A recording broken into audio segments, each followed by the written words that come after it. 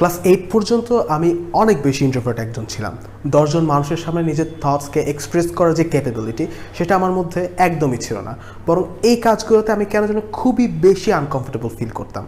তো এই সময়টাতে ক্লাস 8-এর মাঝামাঝি একটা সময় আমি যখন আমার স্কুলের ডিবেট ক্লাবে জয়েন করি বা ডিবেটের সাথে আমি যখন প্রথম পরিচিত হই, তখন আমি প্রথম অনুভব করেছিলাম যে ডিবেট এমন এক ধরনের সোশ্যাল স্কিল বা এমন এক ধরনের এক্সট্রা কারিকুলার অ্যাক্টিভিটি যেটা শুধুমাত্র আমাদের যুক্তি দিয়ে ভাবাই শেখায় না, বরং অন্যের মতামতকে সম্মান করতে শেখায়, নিজেকে নতুন করে ভাবতে শেখায়, এবং that also makes us a good person, a great person.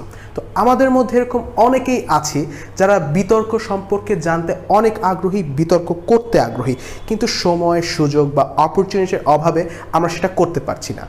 তো ইউথ ট্যালেন্টস আমাদের সামনে পরিবেশন করছে একটি নতুন প্লেলিস্ট। এখানে আমরা প্রথমত সনাতনী বিতর্কের একদম শুরু থেকে শেষ পর্যন্ত একটা সংক্ষিপ্ত আলোচনা করেছি, যেটাতে একদম বেসিক রুলগুলো থেকে আমাদের করা কিছু কমন মিস্টেক্স, আমাদের কিছু ভুল, সেগুলো সব কিছুকে তুলে ধরা হয়েছে। আশা করি আমরা এখানে যারা বিতার্কিক, যারা অবিতার্কিক এবং যারা পাবলিক স্পিকিং করি, যারা মানুষের সামনে কথা বলি এবং যারা যুক্তিতে ভাবতে চাই, তাদের প্রত্যেকের জন্য এই প্লেলিস্টটা হবে অত্যন্ত সাহায্যকারী একটা প্লেলিস্ট। সবাইকে ধন্যবাদ।